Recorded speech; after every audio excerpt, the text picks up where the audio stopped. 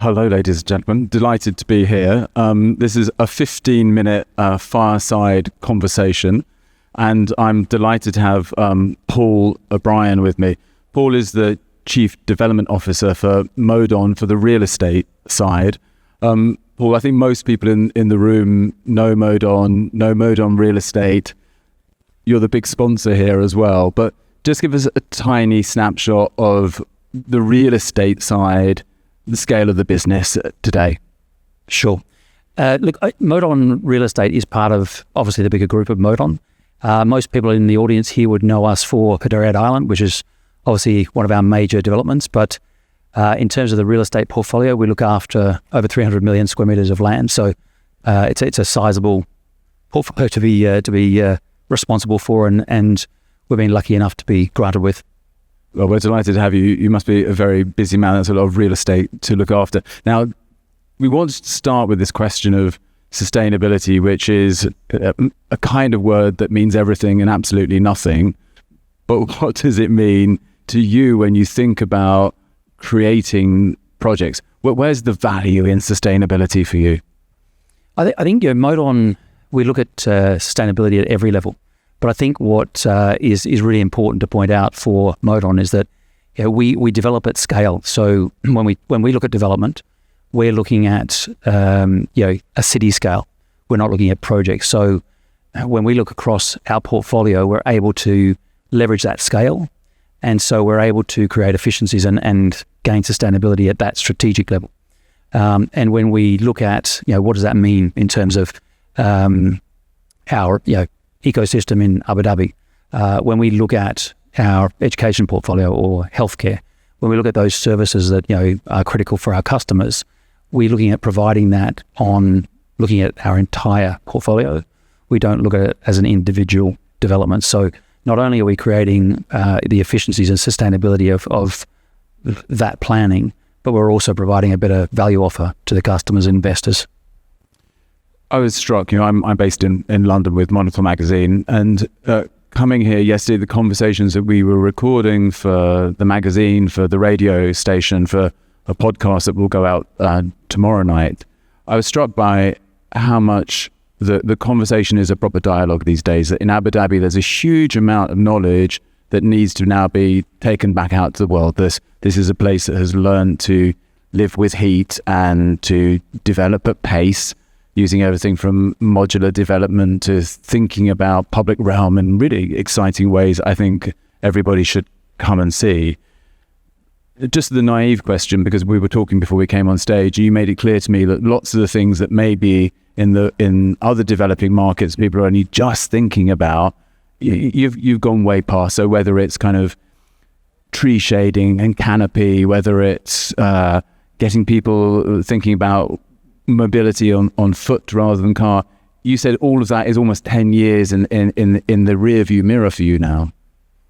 Yeah, look, I think most people in the audience, we've evolved a lot over the last 5 to 10 years. So yeah, things such as the passive elements within our public realm, the inherent passive elements within our built form is something that just has to happen. It's not something that is at the cutting edge anymore. So if I look at an example of Hudayriyat Island, which I mentioned when we started, if I zoom back out, that's again, that's a city. So if we look at that, it's at the end of the day, will be probably 200,000 people roughly in terms of its in population. So we're lucky enough for that to be a blank canvas. We're lucky enough for that to be at that scale. So when we look at all of those inherent elements, we bake that in from the ground, from scratch.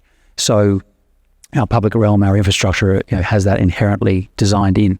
What I think in terms of looking to the future is obviously what we're doing, and many in the audience are also looking at is the innovations and the partners we work in with to achieve those. So I think as we move forward, there's going to be an evolution that will far surpass the passive elements that many of us bake into our master plans. Well, let's talk about the power of finding the right partner and the right partnerships. We're at this summit, which is all about that. It's about making introductions, bringing people together, starting conversations about best practice. Tell me, for you, what do you look for in a partner that you want to bring into your business? Yeah, I think partners are critically important, to Modon. We value partnerships in helping to deliver what we have as our vision. So we're looking for partners who are like-minded. So that in terms of whether it's our local partners, which some of in this room who we've worked with already successfully over the last few years, internationally and locally, whether it be procurement, whether it be partners in innovation, they need to be aligned with our vision. They need to be aligned with what we're trying to achieve on that sustainability platform. So if I look at even procurement, for example, is one of our ESG pillars.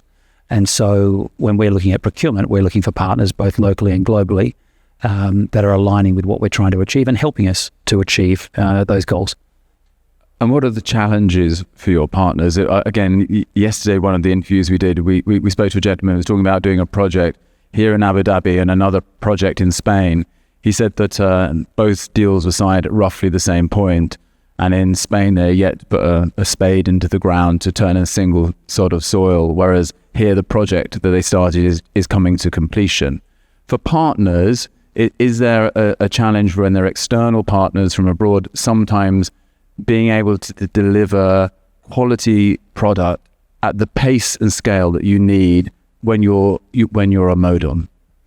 Look, I can't speak for others, but in terms of Modon, we start systematically with the parameters we put around the partnership. So from our contracts through to how we have our KPIs baked into those relationships. So when we look and choose partners, we're already looking at those elements. So we're lucky enough to have found many partners, both locally and globally, that can move at our pace, have the same vision, have the same passion. Really, which is kind of what it comes down to.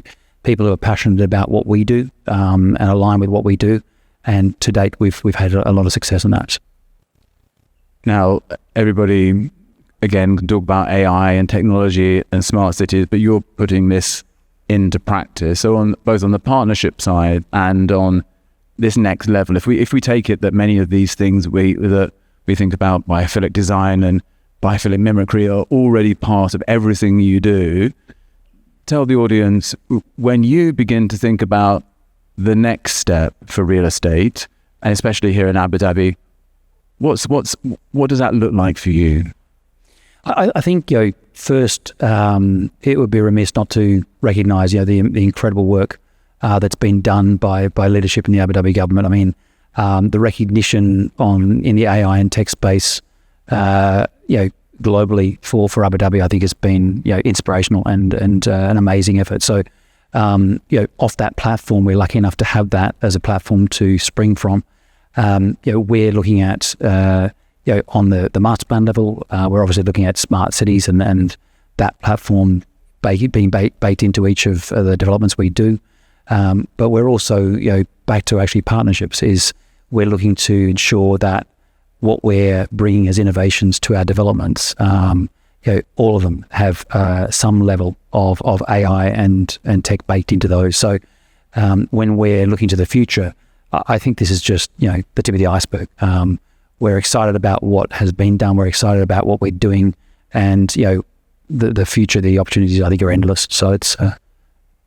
Now, I don't want you to give away any state secrets and or get you into trouble, but tell us a little bit about what that looks like. So explain to us, when you think about AI in your projects at the beginning, are you thinking of this from the very planning stage, that you're looking for efficiencies, you're looking for how to better improve sustainability? Is that the most important part, or is it actually on the outside, on the consumer facing part, that when you move into a piece of Modon Real Estate, you begin to feel that something is a bit different, or you have some digital connection that is changing the way that you live here?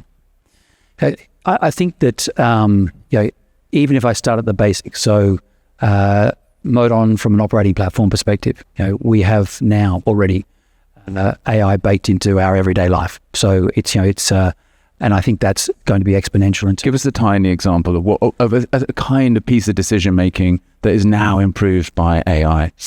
All of our reporting, is now automated. So like we have a lot of automation within our systems within Modon. So it enables us to communicate better, to decide more quickly, and to move faster. And then tell us more then about the consumer side. When we think about if we're going to be living in a piece of real estate made by Modon, how would we feel that part of it? What would happen there? Look, Modon, we talk a lot about how as we move into the future, there's, each of our customers, will have a digital ID. So we're looking to be able to, offer to our customer base, something that is more tailored, but tailored, in the past has been on, individual, face-to-face communication. More and more so we need to rely on that, but as well to supercharge that, we need to allow and enable data. So we're able to then tailor experiences, to tailor offerings, and create a more effortless environment for our customers. And I think that's through initiatives such as Smart City, through our customer interface. That's where it sits in my mind in terms of creating what should be, as we move forward, a more effortless and better experience for our customers or investors. Again, I imagine that many people in this room already understand it, but for those who don't quite see the potential of this, just tell us. I pull up in my car on the driveway at my new Modon townhouse. How does that digital ID affect what happens over the next coming hours when I'm in one of your properties, in the estate, in a city that is being built by you? I think if you look in the rearview mirror, it's probably the best way to start to explain that, so that what used to be manual is going to become automatic. So a lot more automation in your arrival at whatever that may be. So arrival at assets, your experience through the assets. There will be a lot more automation and making things a lot easier for customers, whether it be in education or healthcare, whether it be in the home, or whether it be in the public realm. All of the AI, the tech, will be baked into everything we do. And as I said earlier, it's like it's going to be baked in and evolve. I think even from where we are now, it's going to evolve a lot. Now, with the key focus, of course, today is on Abu Dhabi, but you're working internationally. It's not just here in the Emirate.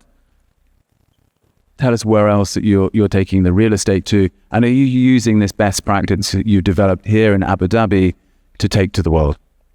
I think Modon, everything we do is quintessentially Abu Dhabi. So what we've achieved here, we are exporting, and everyone's probably very well aware of some of our international portfolio. So the Ras Al Khaimah project in Egypt, which is obviously a major undertaking, but also into the more recent acquisition at the beginning of the year. We announced in London at 2 Finsbury Avenue in Broadgate. So that was yet another example of that's part of our expansion. But we've also worked with a partner, bringing everything we talked about together. It's like the partnership we entered into there was with a like-minded group. That asset, which is under construction now, is going to be a net zero building, and so it kind of just shows you, I think, the passion we have in Abu Dhabi, the passion we have as Modon to deliver what we're trying to deliver as a vision here, is very much being exported either literally or practically elsewhere in the world. Well, let's maybe end on that, on the vision piece, which is so important. Maybe we can leave people with an idea or something to think about, inspire people a little bit before we leave the stage. For you, what's the future then? What's the exciting bit about Modon Real Estate, Abu Dhabi? What's the bit that when you get up in the morning you think, okay, this is another good day, I'm going to be able to achieve this?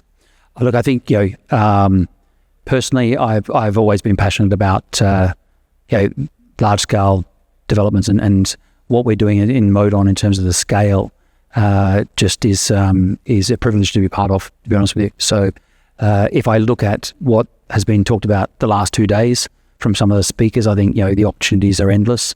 I think we've just, hit the tip of the iceberg. So I think with Modon scale and the support of the Abu Dhabi government and leadership, the future is looking pretty bright for sustainability. Well, Paul O'Brien from Modon Real Estate, thank you so much for joining us here on stage with this fireside. Pleasure. Thank you.